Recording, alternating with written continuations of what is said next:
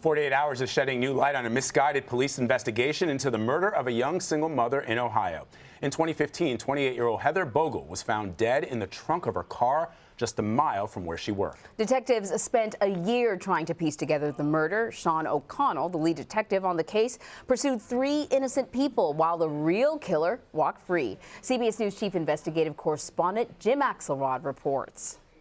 28-year-old Heather Bogle's car was found just 1 mile from the Whirlpool plant where she worked. What they found inside the trunk still haunts current Sandusky County Sheriff Chris Hilton. They found a beautiful young woman who had been savagely beaten and murdered. Heather's fingernails had been cut down to the cuticles, possibly her murderer's attempt to destroy DNA, and her hair had been chopped. Imagine taking like a pocket knife and just going like this with it.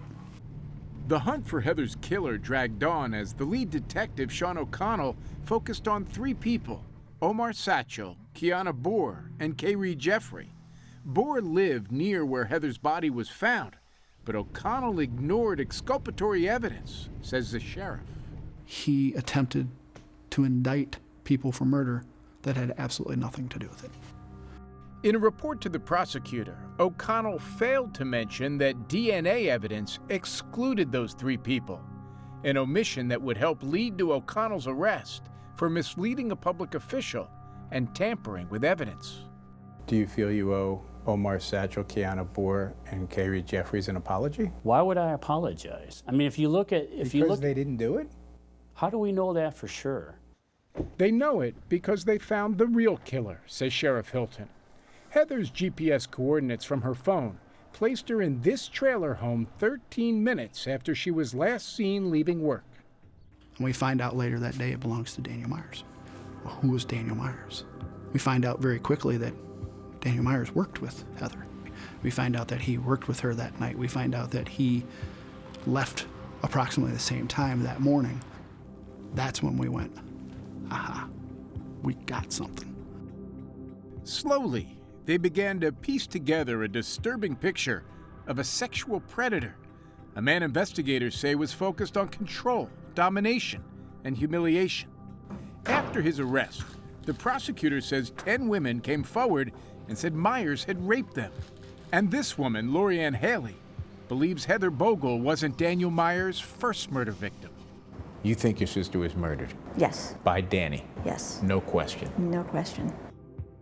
Jim Axelrod is here now. So, Jim, in your report, we see that the GPS placed Heather in Mr. Myers' trailer. Yeah.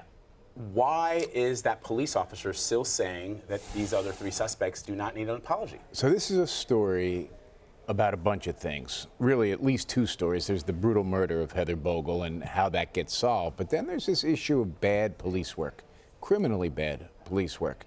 I guess the answer to that question is that Sean O'Connell had blinders on. Now the next question is, well, so what's behind the blinders? You could say it's ambition, I suppose. You could say it's incompetence, I suppose. I think racism is a reasonable question to be asking. In fact, we'll get into that on 48 Hours on Saturday night with the actual sheriff who ended up solving the crime.